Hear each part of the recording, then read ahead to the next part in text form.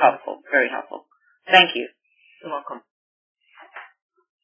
Okay, we have another question that was chatted in from Paul Smith, who is with the United Way of Central Carolinas in Charlotte. And Paul will be interested in knowing, during the stage of developing community-wide outcomes, what other types of entities participated in the discussions? You know, like were they United Way agencies, non-United Way volunteers, staff?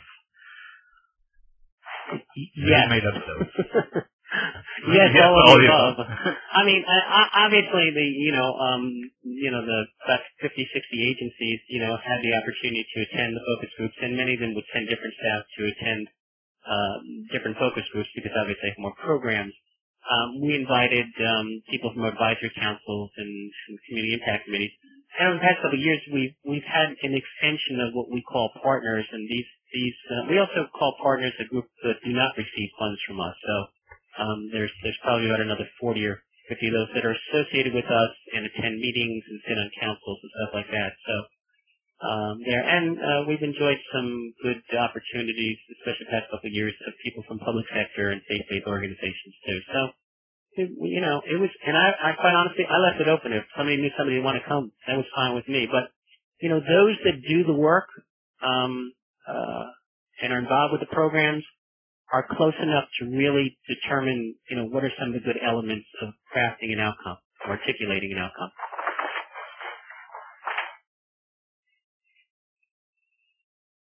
Great. Okay, everybody. Well, we're going to move along here to our next presenter. And our next presenter, I have to make myself the presenter again here so I can, 1 second.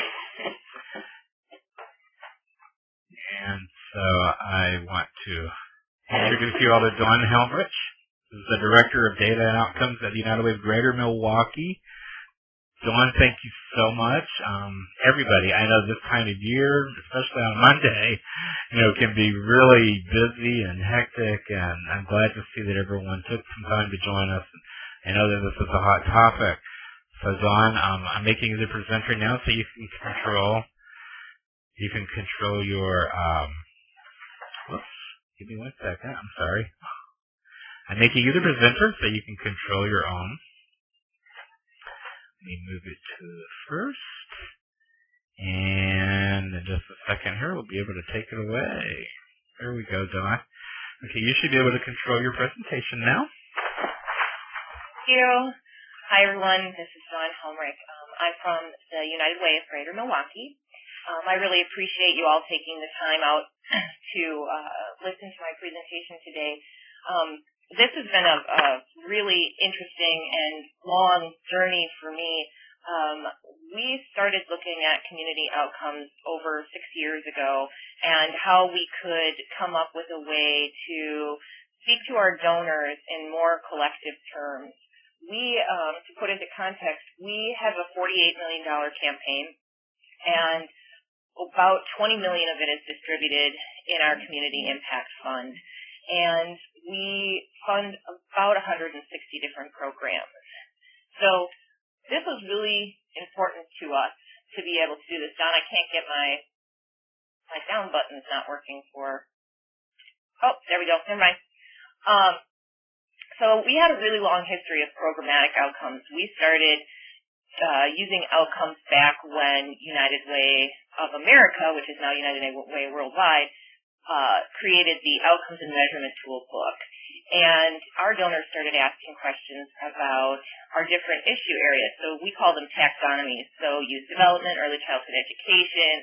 And we really couldn't say anything more than what individual programs were doing on a very broad level.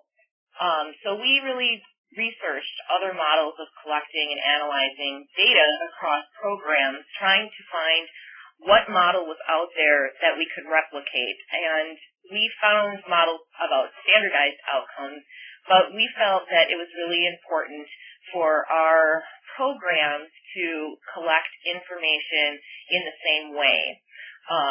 We noticed a lot that there was a lot of very similar outcomes, but everybody was collecting them with using different measurement tools. And so when we try to gather up the data, it was like comparing apples to oranges, or even a gala apple to a Honeycrisp apple. It just wasn't exactly the same. We also felt that we were at a point where we needed to diversify the way that we interacted with our program partners. We had a reputation in the community of being a funder that set forth a lot of requirements and told our agencies what they should be doing, and then if we didn't like what they were doing, we let them go. And we felt that in our community it was a necessary shift change for us. So what we did was we engaged volunteers from the local universities, from youth development groups, from foundations, and we sort of talked to them about how we should go about getting this started. So we formed a steering committee, and we, in the steering committee, determined that we needed to pick an area. We also have the strategy areas of education, income, and health. But under those strategy areas are the taxonomies that I was talking about. And one of those taxonomies under the strategy area of education is youth development. And we invest over $4 million in youth development. It's our highest investment, and we really felt like that was probably the best area to begin with. We, being a larger United Way, had the ability to be able to hire a consultant to do some of the research. I will tell you that I don't believe that is a necessary step. We did it the first couple of times and then realized that we had enough expertise within the agencies and staff that we didn't necessarily need to do that. We were very glad that we did it with youth development, though, because it was a very, as you heard from Shawn, that it was a very arduous process, and we had over 400 outcomes as well. So we laid the groundwork to engage our program partners in this discussion. The partner involvement was one of the best things that we ever did for many different reasons. First of all, we asked them to step up to the table right from the very beginning. We told them that they would not get penalized for participating. There was a fear that all of these programs were going to come around the table and then tell us what their thoughts and share what their ideas were, and then we wouldn't like them, so they would get penalized. That was not the case at all. We informed our program partners that they are the experts in this area, and I think that this was a really big shift change for our community, because as a United Way, we took a step back and we said, we are the implementers, but you are the experts. You are from the front line. You have the experience. You have the knowledge. You have the background. Tell us what you think. And I will never forget that first meeting we had with youth development when I said to 26 different executive directors, tell us what you think. You are the experts. And it was like complete silence. Nobody said a word.